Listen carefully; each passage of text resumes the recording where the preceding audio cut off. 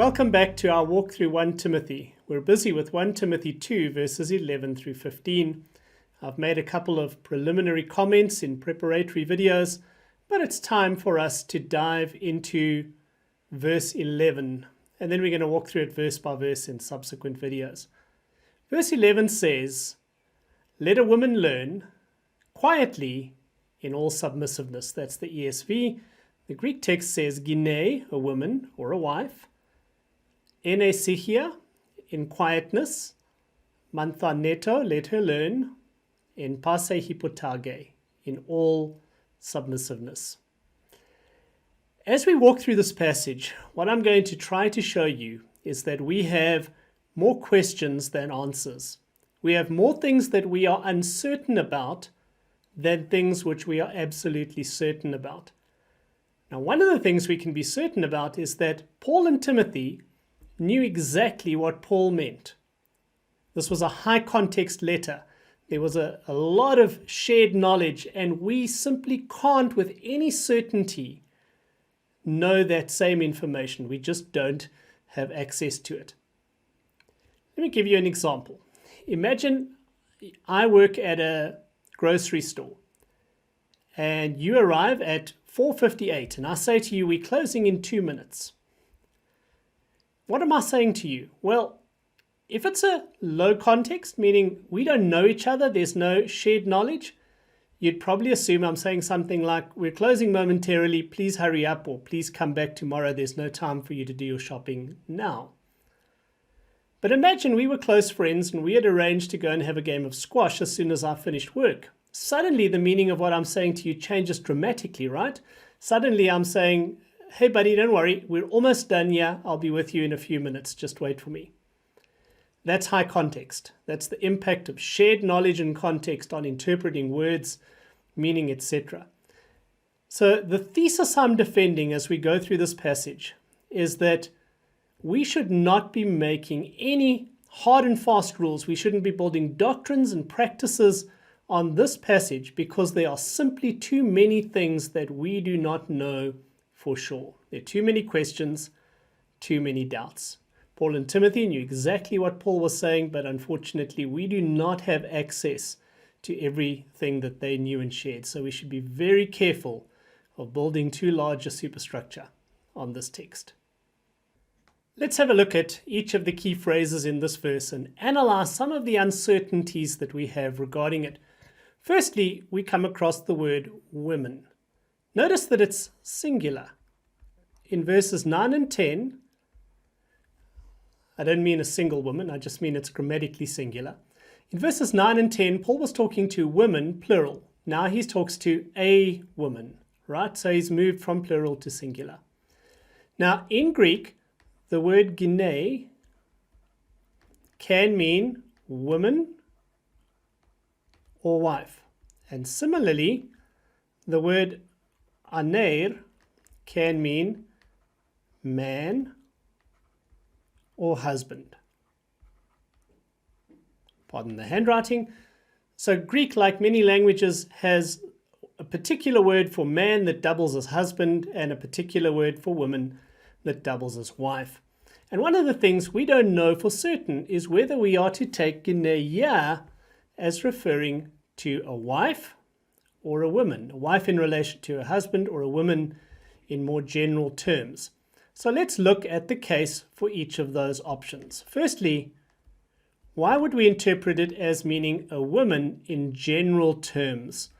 And the first argument we could make is that there's continuity from verses 9 and 10, where Paul is clearly talking to women as a category in the church. And in this view, the switch to the singular, a woman, would simply be stylistic. A second argument that is made is the assumption that Paul is talking about a church service, what happens in a church service. So if he's talking about relationships within a church service, it's far more likely he's talking about a woman as a category than specifically a wife in relation to her husband. So those arguments favor understanding this gine as women, which is what the ESV renders it as. Alternatively, the word itself can mean wife. Now, what arguments could we offer for understanding it here as referring to a wife? Well, there are a few. Firstly, there's a topic comment structure. What do I mean by that? In Greek, if you want to change the topic you're talking about, one of the ways you do that is by forefronting the new topic, by putting it right at the beginning of a new sentence. This signals a break, and that's exactly what we have. Gine, a woman, ene in quietness, manthaneto, let her learn. So that structure would suggest maybe we're starting a different topic from the previous one. Secondly, the context could be understood not as a church service, but rather as life in the household of faith. In other words, community life, not limited to a worship service. So one of the key debates is whether you see 1 Timothy 2 as addressing specifically a church or more generally life in the community of faith, the household of God. A third reason we might understand it as wife is that when you use these two words together, gine and aner, in the singular, they normally refer to husband and wife. So in the plural, not so much, but in the singular, usually the singular aner and gine used together refer to husband and wife, which is exactly what happens in verses 11 and 12. And then fourthly, another reason possibly is that verse 15, which is very controversial, very cryptic, hard to understand, but verse 15 suddenly starts talking about childbirth and refers to she and then it refers to they. And so a natural reading of verse 15 would take she as a wife and they as a couple, in which case the gine over here would refer to a wife. So the first thing I'm pointing out to you is that there is uncertainty regarding whether gine in 1 Timothy 2 verse 11 is referring to a woman, specifically in a church service context, or to a wife in relation to her husband within the community of faith. Right, let's move to the verb, let her learn. Let her learn. So this in Greek, although you can't reproduce it in English, is an imperative, meaning it's a command. And it's the only command in verses 11 to 14. Let her learn. And essentially what Paul seems to be doing here is to be saying, don't prevent a woman from standing in the posture of a disciple, from accepting the position, posture, etc. of a disciple, a learner, a student. It's the word for to learn is the same Greek root from which we get disciple. And this is a somewhat progressive idea in the culture of the day. So many ancient cultures would have maybe not openly and completely opposed, but it wasn't encouraged that women should learn, should grow, should develop. And so, yeah, we have a command not to restrict a woman or a wife, we're still not sure how we take that, from embracing the posture of a learner, a disciple, a position where she can learn, etc., which in patriarchal contexts was a progressive idea. And it might be significant that it's the only imperative in the text, meaning it's the only command Paul actually gives in the language of a command in our passage. And so in a sense, we should be reading this passage as encouraging somewhat countercultural space in which women are learning, growing, becoming educated, etc. Finally, we need to talk about the manner in which a wife or a woman is encouraged to learn. She's encouraged to learn quietly and submissively. So this language of submissiveness, which is commonly used when talking about wives and women, specifically wives actually, the language of submission to husbands, yeah, it's not so much submission to a husband, rather it's more the posture of a learner. The posture of any disciple needs to be one of submissiveness, being teachable, willing to learn. But nevertheless, it is striking that this language of quiet, submissive, gentle spirit seems to be present here, as it is in somewhat similar passages regarding women. Now, what's not in dispute is that the first century world was a patriarchal context. So patriarchy was the dominant form of expression. In that patriarchy, men were leaders, women were not. So positions of authority and power and leadership were the sole domain, almost the sole domain of men. It was quite abnormal for women to be in positions of authority and leadership, although there are examples of that, of course. So patriarchy is assumed throughout the Bible because it was the culture in which they lived. I have a friend and colleague who did his PhD thesis on patriarchy in Swaziland and the Swazi church, the Swazi culture being very patriarchal, very male authoritative and very hierarchical. Another example you might want to think about might be a strongly Muslim majority context where the culture would be heavily patriarchal, and missionaries and ministers and churches in Muslim majority contexts have very limited capacity to challenge that patriarchy. That would be very similar to the situation the church was in.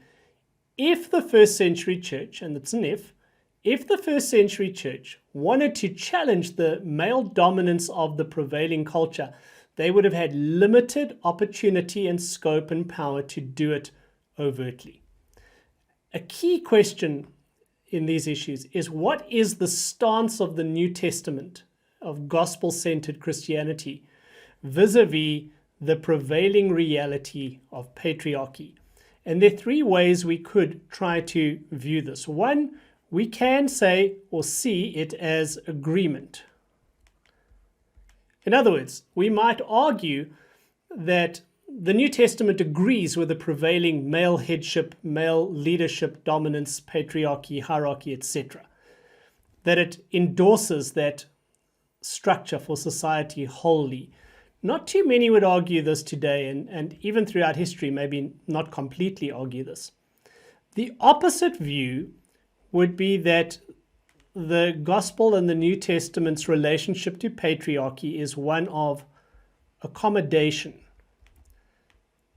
Meaning, they are powerless to change this reality.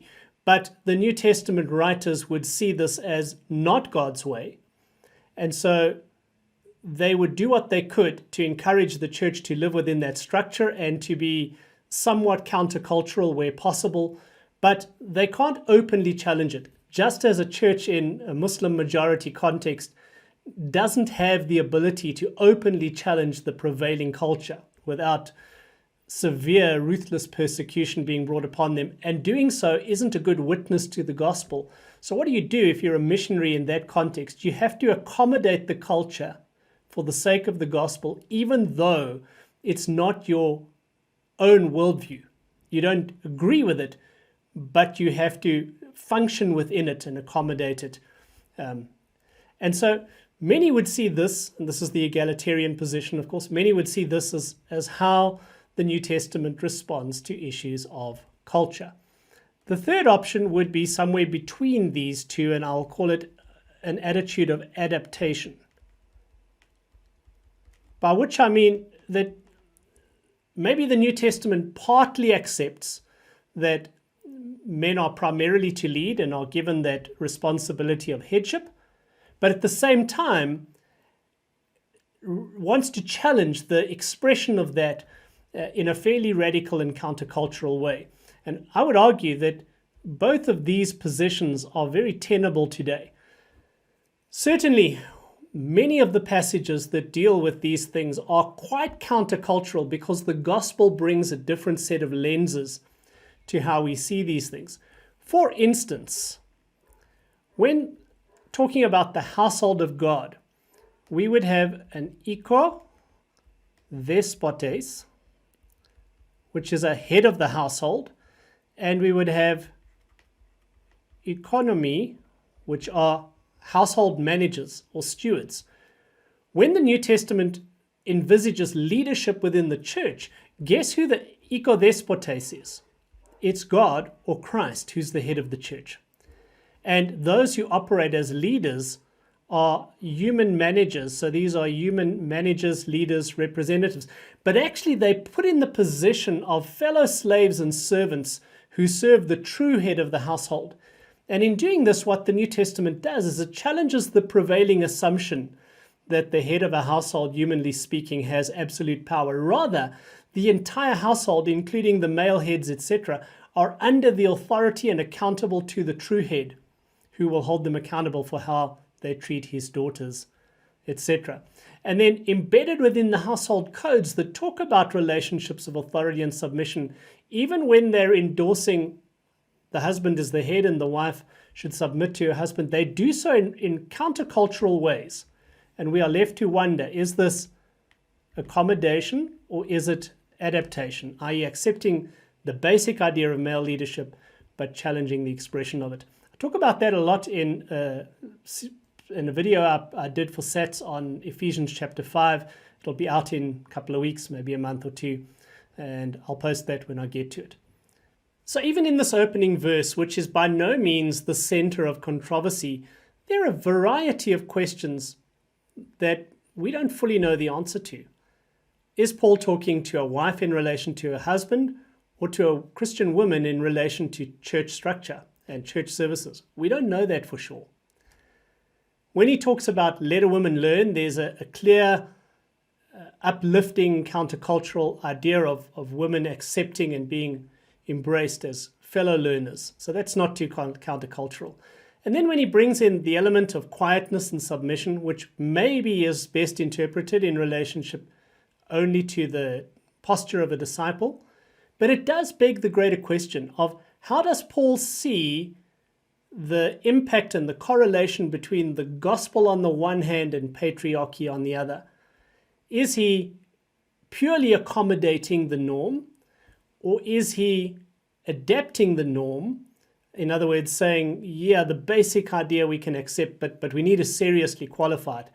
I think one of those has to be right, but which one? And I'm not sure we answer that question definitively. We certainly don't answer it from this passage definitively. So we have a lot of questions here, and as we move on to verse 12, we're going to have even more questions, even deeper questions, and I look forward to having a look at some of those with you in the next video. As always, if you found this helpful, really appreciate a thumbs up, and if you haven't already, really appreciate a subscription. Have a wonderful day. See you in the next video.